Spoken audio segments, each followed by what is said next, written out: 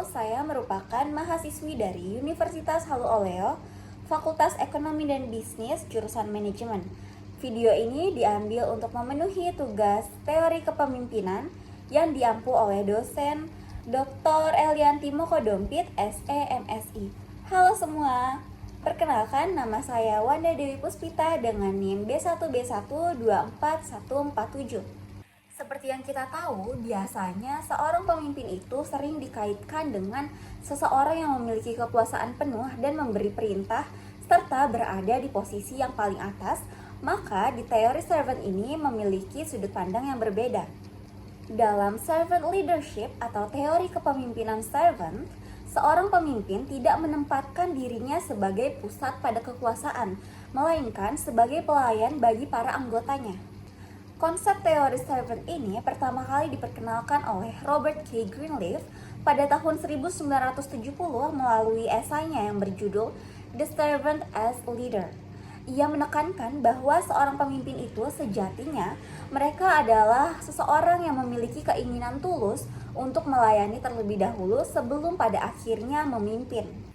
Jadi, melalui pendekatan ini, keberhasilan organisasi itu tidak hanya diukur dari pencapaian target, tetapi juga dari sejauh mana seorang pemimpin mampu memberdayakan, mengembangkan, serta menyejahterakan para anggota di bawahnya. Berdasarkan namanya yaitu servant atau pelayan, maka servant leadership atau teori kepemimpinan servant ini merupakan pendekatan kepemimpinan yang menempatkan seorang pemimpin itu berada atau sebagai pelayan bagi anggotanya. Dalam kepemimpinan servant, seorang pemimpin tidak memposisikan dirinya sebagai pusat kekuasaan, melainkan sebagai fasilitator yang membantu seluruh anggota organisasinya untuk dapat berkembang secara profesional maupun personal. Orientasi utama dari pendekatan ini adalah kesejahteraan anggotanya, pembangunan komunitas, serta tanggung jawab sosial organisasi. Maka dengan kata lain, keberhasilan organisasi itu dicapai melalui pemberdayaan dan pengembangan sumber daya manusia yang ada di dalam organisasi itu. Menurut Greenleaf, seorang pemimpin itu sejatinya adalah orang yang memiliki keinginan dengan tulus untuk memberi pelayanan terlebih dahulu atau serve first. Kemudian secara alami barulah muncul dorongan untuk memimpin.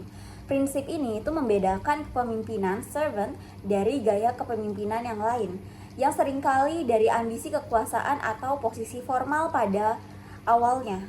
Adapun beberapa karakteristik dari servant leadership itu adalah yang pertama listening atau kemampuan mendengarkan.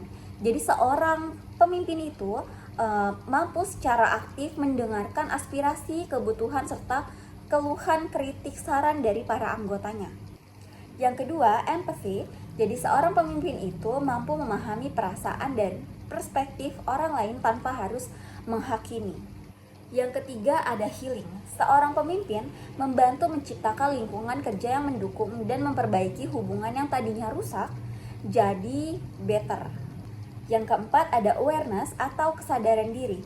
Pemimpin itu memiliki kesadaran tinggi atau kepekaan yang tinggi terhadap nilai, etika, dampak tindakannya terhadap orang lain.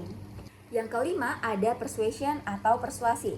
Pemimpin itu lebih mengutamakan pendekatan persuasif dibandingkan harus menggunakan pendekatan yang bersifat memaksa. Yang keenam ada conceptualization atau berpikir secara konseptual. Pemimpin itu mampu melihat permasalahan dalam perspektif jangka panjang dan strategis.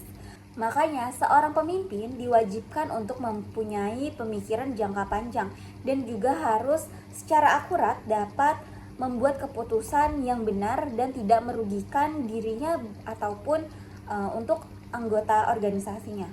Dan yang terakhir adalah building community atau membangun komunitas. Pemimpin itu menciptakan rasa kebersamaan dan solidaritas dalam sebuah organisasi. Dengan pemimpin yang memiliki karakteristik building community, maka anggota-anggota yang ada di organisasi ini bakalan merasa aman dan juga tidak akan menyebabkan tingkat turnover yang semakin meningkat dalam sebuah organisasi tersebut. Namun demikian, kepemimpinan servant juga memiliki tantangan. Dalam situasi krisis atau kondisi yang membutuhkan keputusan cepat dan tegas, Pendekatan yang terlalu partisipatif yang melibatkan banyak orang atau banyak anggota dalam organisasi itu untuk turut menyampaikan pendapatnya itu dapat memperlambat proses pengambilan keputusan. Oleh karena itu, penerapan kepemimpinan servant itu perlu disesuaikan dengan konteks dan juga situasi yang ada di dalam organisasi tersebut. Secara keseluruhan, kepemimpinan servant itu menegaskan bahwa kekuatan kepemimpinan sejatinya itu terletak pada kemampuan melayani, memberdayakan, dan juga mengembangkan orang lain.